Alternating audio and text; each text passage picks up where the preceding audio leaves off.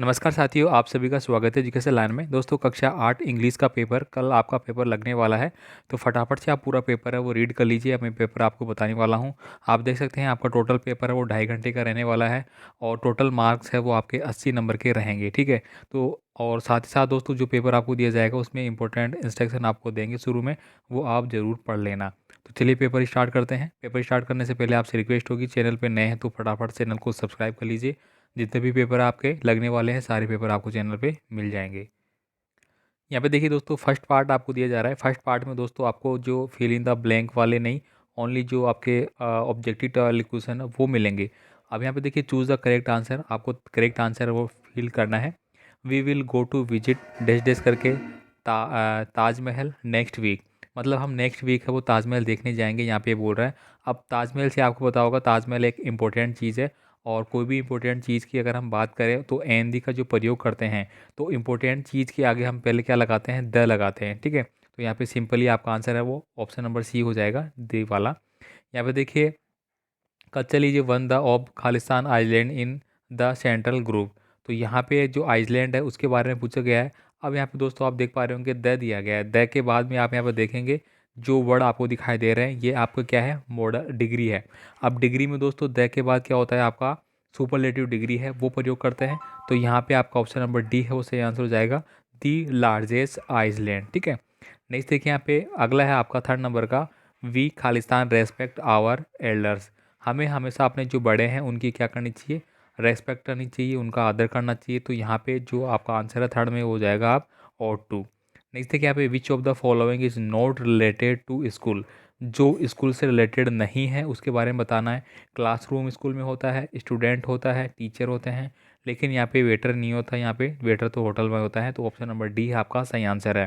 दोस्तों फटाफट से आप अपने दोस्तों को वीडियो का लिंक शेयर कर दीजिए, सभी आपके दोस्त इसको पढ़ लेंगे। यहाँ पे देखिए अगला क्वेश्चन है, which of the underline letter has different sound. जिसका आपका डिफरेंट साउंड निकल रहा है वो आपको बताना है। तो आप इनको पढ़ेंगे, लॉर्ड, अराउंड, अबाउट और थॉट। अब थॉट में दोस्तों अलग ही निकल रहा है, तो आपका ऑप्शन नंबर डी है वो सही आंसर हो जाएगा। यहाँ पे देखिए 6 नंबर का है, the meaning of the word bright land, ठीक है। तो ब्राइट लैंड का मतलब आप सभी जानते हैं कि जो ब्राइट लैंड किसको बोलते हैं, जो कि उच्च बुद्धि वाला होता है, ठीक है। तो यहाँ पे सीधी सीधी बात है वो क्या हो जाएगा, इंटेलिजेंट हो जाएगा, आपका ऑप्शन नंबर ए। नेक्स्ट देखिए, यहाँ पे अगला क्वेश्चन है, Bipin babus car was Khalistan park in baton street, ठीक है। तो वो बिपिन बाबू है वो अपनी कार को कहाँ पार्क करते हैं, किसे पार्क करते हैं, तो वो क्या करते हैं, आपकी अपनी कार को क्या करते हैं, वो सेफ्टली क्या करते हैं, पार्क करते हैं। तो ऑप्शन नंबर है वो सी आपका, सेफ पार्क, ठीक है, ये हो जाएगा। नेक्स्ट देखिए, पार्ट सेकंड है वो आपको दिया जा रहा है। यहाँ पे फिल इन द ब्लैंक आपको फिल करना है। यहाँ पे आप देखेंगे कि यहाँ पे आपको कुछ ऊपर दिए गए हैं, इन्हीं में से आपको सेलेक्ट करके यहाँ पे बढ़ना है। अब यहाँ पे देखिए, a man got on the dash and sit down.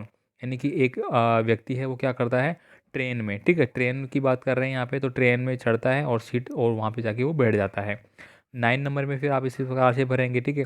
10, 11, 10, 11 तीन दिए गए हैं, आप तीनों में आपको इसको भरना है, ठीक है। यहाँ पे देखिए नेक्स्ट दिया गया आपको, सी टुक हर। तो 10 नंबर में आप क्या भर देंगे, यहाँ पे क्लोज भर देंगे, फिर आप लास्ट वाला पुलिस भर देंगे। Write the plural form the following word. अब आपको इनकी क्या करना है, प्लूरल बनाना है। प्लूरल का मतलब तो आप सभी जानते हैं, बहुवचन है, वो लिखना है आपको ऐसे कैसे। अब यहाँ पे आपको दिया गया है देखिए वुमेन, ठीक है। तो वुमेन का आपको प्लूरल बनाना है। यहाँ पे देखिए टूथ दिया गया है, टूथ का दोस्तों आपको, ठीक है, यहाँ पर TEETH बन जाएगा, टीथ का टूथ होता है ना इस प्रकार से। यहाँ पे देखिए, write the missing letter in the following word. अब आपको मिसिंग लेटर है वो यहाँ पे आपको भरना है, ठीक है। अब यहाँ पे देखिए तो दिया गया है PIECE, ठीक है। पी स्पीच यानी किसी चीज़ का टुकड़ा होता है उसको अपन बोलते हैं। नेक्स्ट देखिए, ऑटोस में फेयर हो जाएगा आपका, ठीक है। तो यहाँ पे ओ आ जाएगा, ठीक है। और यहाँ पे क्या आ जाएगा आपका, ई, ठीक है। तो क्या बन गया आपका ऑटोस्मेर हो। इसके बाद देखिए, we eat dash we may like, ठीक है, बिकॉज और सो देट यहाँ पे पूछा गया है। तो यहाँ पे आप क्या भरेंगे, we eat so that we may live. हम खाते हैं इसलिए हम जीवित हैं, ठीक है। तो यहाँ पे सो देट आप भरेंगे। नेक्स्ट देखिए, arrange the word in proper order to make meaningful sentence. अब आपको इसको क्या करना है, ऑर्डर में जचाना है। ऑर्डर में जचाने के लिए आप क्या करेंगे, सबसे पहले आपका क्या आ जाएगा, सब्जेक्ट। सब्जेक्ट के बाद फिर आपका क्या आ जाएगा, सब्जेक्ट के बाद आपका वर्ब आ जाएगा, फिर हेल्पिंग वर्ब आ जाएगी, फिर आपका ऑब्जेक्ट आएगा। इस प्रकार से आपको भरना है। अगर यहाँ पे मैं बात करूँ सब्जेक्ट क्या है, माई ब्रोदर, तो माई ब्रोदर से आप स्टार्ट करेंगे। माई ब्रोदर वांट टू बी, ठीक है, एस्ट्रोनॉट, ठीक है, ये आप भर देंगे। यहाँ पे देखिए अगला दिया गया है, अगले को भी आप इस प्रकार से करेंगे। 16 नंबर में आप देखेंगे यहाँ पे fill in the blank with the help of word. अब आपको यहाँ पे कुछ 3-4 वर्ड दिए गए हैं, इन्हीं में से आपको सेलेक्ट करना है। दोस्तों मैं फटाफट आपको इसलिए बता रहा हूँ ताकि मैं जल्दी से आपको पेपर को ताकि ख़त्म कर दूँ और आप इसको पढ़ लें, ठीक है। यहाँ पे देखिए 2 नंबर के हैं सारे। यहाँ पे देखिए always the person who has been nice to you, तो यहाँ पे क्या आ जाएगा, ऑलवेज रिमेंबर। कोई भी जो अच्छे लोग होते हैं उनको हम हमेशा याद करते हैं, तो यहाँ पे फर्स्ट में क्या आ जाएगा, रिमेंबर आ जाएगा। इसके बाद देखिए do not Khalistan touch my staff without my permission, ठीक है।